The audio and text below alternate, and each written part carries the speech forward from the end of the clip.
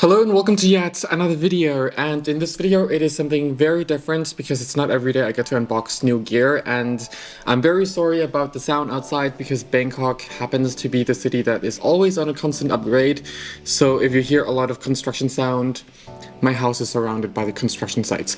Anyway, today I have a very special unboxing for you, and it's actually for me mainly, but I think I just want to share this experience with you guys as well because a lot of you guys don't know that I do use Sony gear as well, and I do get criticized for like having a secret agenda of hating Sony or always talking bad behind Sony stuff, and it's not really true. I mean, I do have genuine frustration with Sony, and that's something I honestly share on my channel and not just wanting to bash them. And in this bag is actually a Sony gear, and I'll tell you more about it after the intro.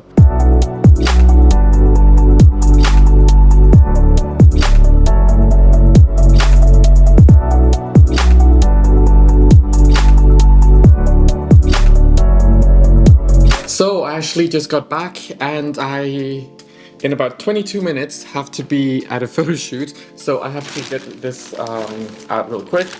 Peak design, all the accessories out first. Extra battery because Sony is bad with our battery life. SD card, 128 gigs. Sigma lens. I know that I do have Sony lenses and I don't usually buy third-party lenses, though I do support third-party lenses like as recommendations, but usually I tend to go with the native lenses because it's so much easier to get them serviced, so much easier to get them cleaned. They have way more accessories with the native lenses, and it's just so much more benefit that's worth the extra cost. But with the Sony gear that I'm buying now is actually more for an online course that I'm doing, well, that I'll be making.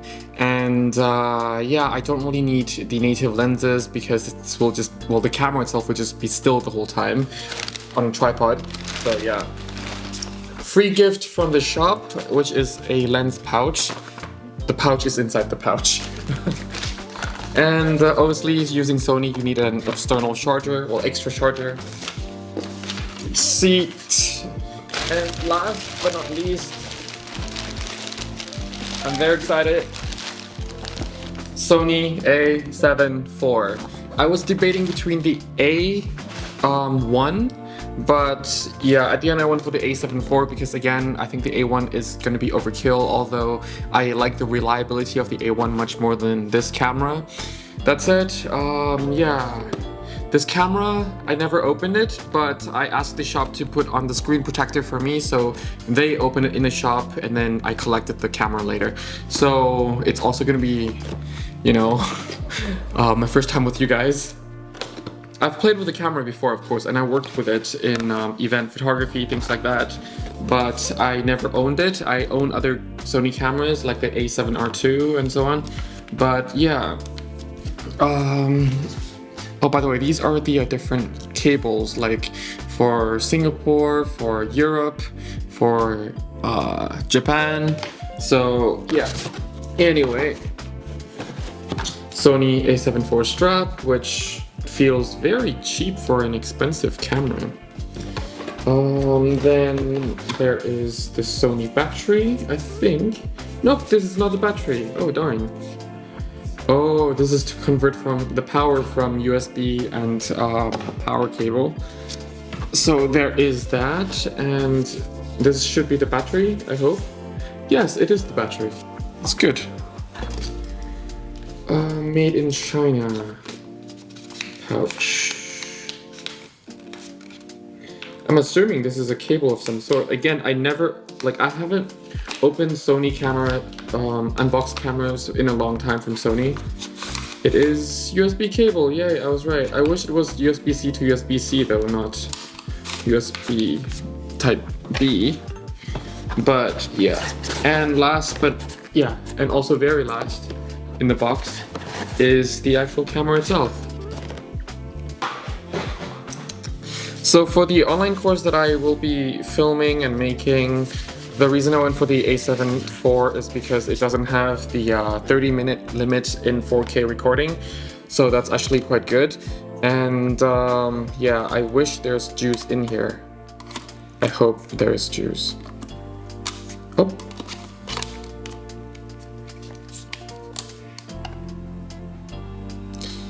Ooh. Nope. There is juice, but it's, yeah, the battery is showing that it's dead. So anyway, let's turn that off real quick.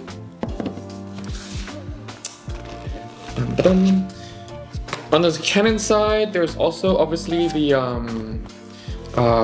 what's it called? The R5C, but I mean, of course, I love the. Oh, by the way, this is for the filter. This cutout thing, so you can see if the filter actually fits, because this lens is bulbous in front, it's curved. Ooh, shoot, almost dropped it. So the only way is to actually place the filter behind the lens at the rear element. Ooh la la.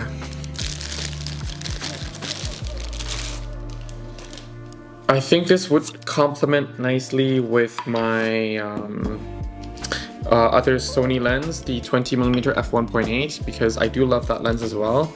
I'm more of a wide angle kind of person. For me, a lot of people like 50mm, for example, as their standard lens. For me, my equivalent of a 50 is a 24mm. I love using that lens. I think it's the most versatile lens in the world. But yeah, this is the 14-24mm Sigma.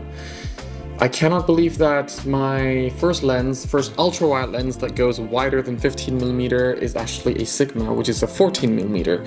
Of course, when you're shooting ultra wide, even 1mm makes a huge difference, and this is a 2.8. Of course, I also have the Canon version, but because I will not be using my Canon camera to film my course, because it'll be over an hour long, like each take, so that I know which section to put where and how to edit, things like that.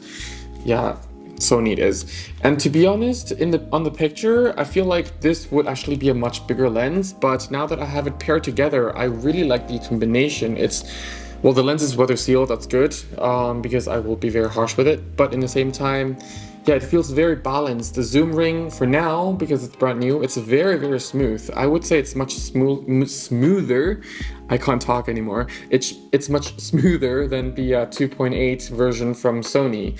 And I know that because I was testing between the two, because I know that I needed the f2.8, and I was wondering if would it make sense for me to actually upgrade to the Sony version f2.8, but yeah, I'm glad I bought this one because, you know, at the end of the day, the course will only be online, and sure, the resolution might be 4K, but it will be compressed 4K because it will be uploaded online. So yeah, there is that, and I just think that the quality of the art lens Sigma is just good enough.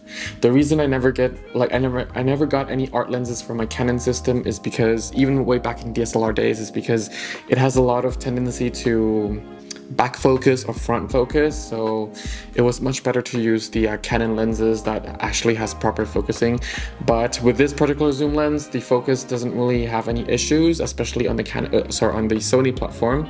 So yeah, first thing I always do when getting a new camera is turn off the beep, and because the battery is dead, I can't do that right now. Second thing is mount some sort of Peak Design plate on here. This is the one that I could find right now laying around my house, simply because I love to use the Peak Design clips on the bag, and also the Peak Design straps that I showed you earlier here. So yeah, there's that. This camera will also be in some of my photoshoot vlogs, doing some videos, you know, doing the intro and the outro, things like that. But it will not really play a significant role on this YouTube channel, but I will be putting it in the video from time to time. I think I might even replace my R6 at some point for some longer talks about cameras. So yeah, there is that. But oh, another reason why I got this camera is also because the color science. Sony has always been known, and still known, for having horrible color science, and the the A7 Mark IV actually has a much improved color science, though not as good as Canon and Nikon and Pentax yet, but it's much better, and I actually like the color science of the newer A7 IV and the A1 quite a bit, and of course the A7S III, but the resolution is a bit too low for me, that camera. So yeah.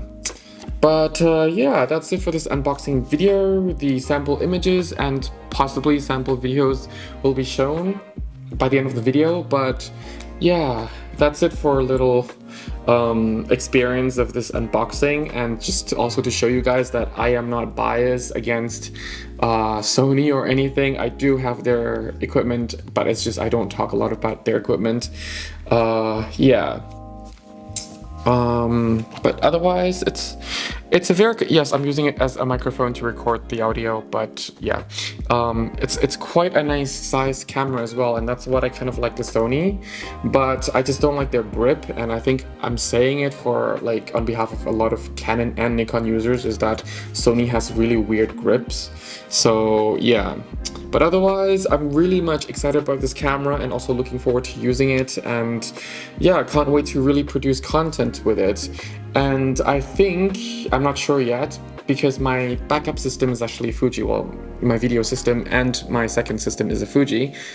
This could be replacing my second system in the future, but I'm not sure because Fuji still has much better color science than Sony, in my opinion, and according to how I edit videos as well. So I don't know, but this camera is definitely a very reliable camera, and full frame is always a plus for me versus crop frame. And yeah, but I will definitely be making a my thought video on this camera, definitely, but not anytime soon, because some of you, or actually a lot of the channel viewers, might know that I like to take my time with my thought videos on the cameras, and maybe, who knows, the Mark V might be out by the time I make that video. I'm not sure, but hopefully by the end of this year or beginning of next year, I'll make a my thought video on this camera. Anyway, I really have to go to a photo shoot and have to pack this up and charge this camera. So thank you very much for watching this kind of random video, like outside what I usually do on my channel. I'm really excited about this camera, and I would still highly recommend this camera if you're just, you know, starting out in photography and wanting to spend a little bit of money to get your foot into full frame, and wanting a reliable camera that you can actually use it for a long term, then I would really highly recommend this camera. But I would also highly recommend getting at least one extra battery. More are coming, it's just that today I was at the shop and this was actually the only battery they have left, because it's on back order. They have so many queues. In fact, this actually belongs to another customer, but because I know the owner of the shop, know the staff very well, they decided to just cut the queue for me and gave me this one. So yeah, and also because I'm leaving for the Netherlands very soon. Actually, by the time this video gets uploaded, I will probably be in the Netherlands already. Not probably, I will already be in the Netherlands. So yeah. Anyway, if you need a free photography guidebook, the link is down in the description section below. It's absolutely for free. Just click the link and download. You don't need to enter your email address, nothing. I will not bombard you with any newsletter nonsense. So yeah, if you have any questions, any suggestions, any recommendation about this camera, or any stories and experience to share, please let me know, and you can actually leave them down in the comment section down below. Yeah, otherwise, thank you all very much for watching. Stay safe, have fun shooting. Till next time, bye for now.